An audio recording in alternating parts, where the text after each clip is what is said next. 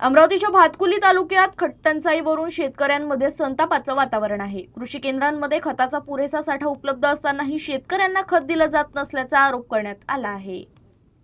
भातकुली तालुक्यातील विविध कृषी केंद्रांमध्ये खताचा साठा उपलब्ध असल्याचं सांगितलं जात असताना शेतकऱ्यांना मात्र खतासाठी भटकंती करावी लागते। गरजेच्या वेळी खत मिळत नसल्याने शेतकऱ्यांच्या शेतीच्या कामावर परिणाम होत आहे।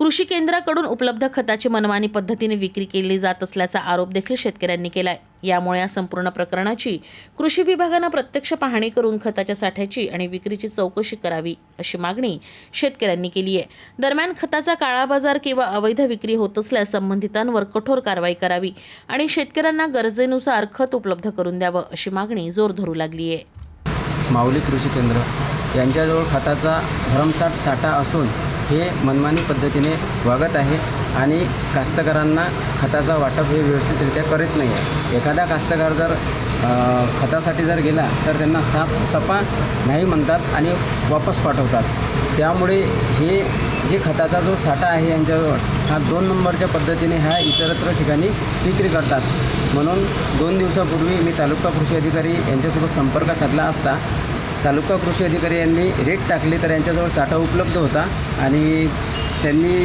तेव्हा ती व्यवस्थितरित्या वितरित केले। पण आजपासून पुन्हा डागाजी कृषी केंद्र, माऊली कृषी केंद्र, देशमुख कृषी केंद्र हे साठा देण्यास अडथळा निर्माण करत आहे शेतकऱ्यांना। त्यामुळे शेतकऱ्यांना नाहक त्रास सहन करावा लागत आहे।